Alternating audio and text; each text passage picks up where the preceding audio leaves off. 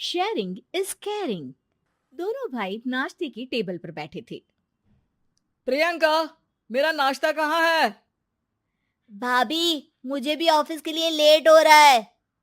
इस पर प्रियंका किचन में से दोनों के नाश्ते की प्लेट्स लेकर बाहर आती है। लो भाई, आप दोनों का नाश्ता। किसी को भी 1 मिनट का सब्र नहीं है। ये प्रियंका का ससुराल है, जहाँ कोई औरत ना होने की वजह से शादी वाले दिन से ही घर के साथ दोनों भाइयों की जिम्मेदारियां प्रियंका संभाल लेती है। दोनों भाई शांति से नाश्ता कर रहे होते हैं कि अंकुश अपने भाई की प्लेट से पराठे का एक टुकड़ा उठा लेता है। आपको पता है ना, मैं खाना शेयर नहीं करता, फिर भी मेरी प्लेट में से खाना जरूरी है क्या? अरे हद हो गई है, मुझे नहीं खाना अब। अंकुर गुस्से में नाश्ता छोड़कर टेबल से उठ खड़ा होता है। अरे, ये कैसा बिहेवियर है अंकुर? एक टुकड़ा ही तो है। एक हो या आधा, मुझे भूख लगी है तो ये सिर्फ मेरा ही है। उसे भी किसी के साथ शेयर करने बैठा तो भूखा नहीं रह जाऊंगा। अरे बाबा ठीक है, अब इस पर भी लड़ाई। दूसरा बना देती हूँ, पर प्लीज ऐसे खाना बीच में छोड़कर मत जाओ। इससे अन्न का अपमान होता है। ओ प्लीज भाभी, ऐसी कोई चीज होती ही नहीं है। आपके पास पैसे हैं, खरीदो और खाओ। अगर नहीं खाया जाए तो फेंक दो। अरे दुनिया में सब यही करते हैं। अंकुर बैग उठाकर ऑफिस के लिए चला जाता है, जिसके पीछे उसका बड़ा भाई मायूस सा घर में खड़ा रह जाता है। जिसने बचपन से सोने की चम्मच में खाया हो, उसे दुनिया के बारे में क्या पता होगा। वैसे गलती तो हमारी ही है। अगर कभी बचपन में ही सही गलत का फर्क सिखाया होता तो आज ये हाल नहीं होते। आप फिक्र क्यों करते हैं जी? भगवान है, वो जो भी करता है सबकी भलाई के लिए ही करता है। और जब वो चाहेंगे तो अपनी तरह से अंकुर भैया को भी सब कुछ सिखा देंगे। पत्नी की बात पर विश्वास कर अंकुश भी ऑफिस चला जाता है। सुबह से दोपहर होती है और अंकुर लंच करने ऑफिस के पास वाले रेस्टोरेंट में पहुंचता है, जहां वो एक साथ बहुत सारा खाना ऑर्डर कर देता है। सर, क्या कोई आपको ज्वाइन करने वाला है? नहीं तो क्यों?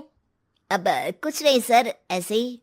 वेटर चला जाता है और कुछ देर में अंकुर का ऑर्डर लेकर वापस आता है, जिस पर अंकुर सब डिशेस में से थोड़ा थोड़ा खाकर बाकी ऐसे ही छोड़कर बिल देकर चला जाता है। वाह भगवान, तेरी माया।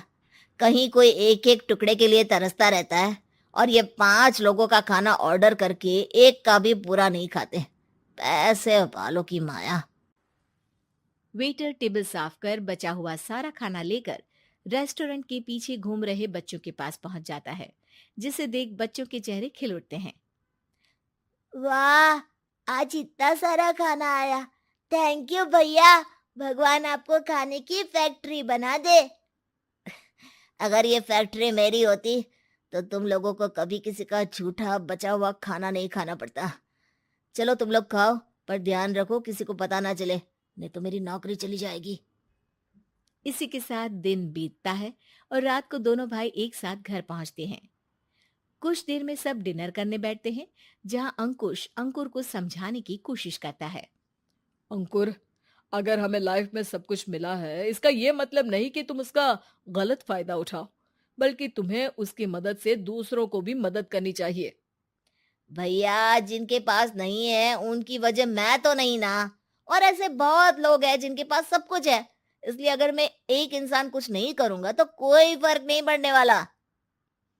तुम्हारे भैया बस एक चीज समझाना चाहते हैं कि जिस चीज की हमारे पास कमी नहीं है, उसे बर्बाद करने से अच्छा है कि लोगों के साथ शेयर करें। इससे हम सिर्फ सामान नहीं, खुशियां भी बांटते हैं, और इसमें तुम्हारा ज्यादा कुछ तो जाएगा नहीं। भैया भाभी की बात सुन अंकुर कुछ बोले बिना उठकर चला जाता है। इसी तरह दिन बीतते रहते हैं, जिसमें अंकुश और प्रियंका कोशिश तो बहुत करते हैं, पर अंकुर पर किसी भी चीज का कोई असर नहीं पड़ता। एक दोपहर अंकुर सैंडविच खाते हुए सड़क के किनारे चल रहा होता है। तभी उसकी नजर आइसक्रीम वाले पर पड़ती है और वो सैंडविच सड़क किनारे फेंक आइसक्रीम खरीदने पहुंच जाता है। अब इसे कहते हैं जिंदगी का सुख। जैसे ही अंकुर आइसक्रीम लेकर पीछे मुड़ता है तो एक आदमी को सड़क से वही सैंडविच उठाते हुए देखता है।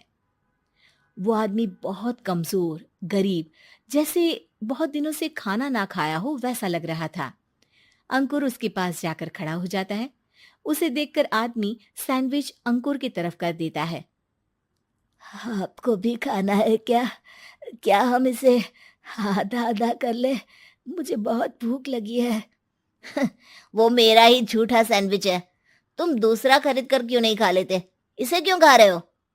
अरे भैया, अगर खरीदने के पैसे होते तो 4 दिन से भूखा नहीं घूम रहा होता।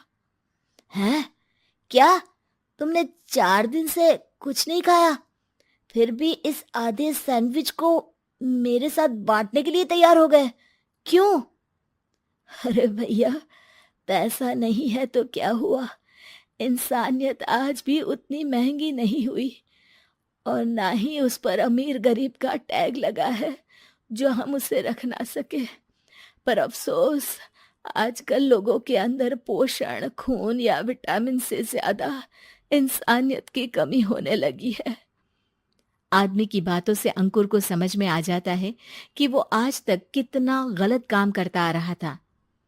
इसके बाद से वो अपनी किसी के साथ शेयर नहीं करने और खाने को बर्बाद करने वाली आदत को छोड़ देता है।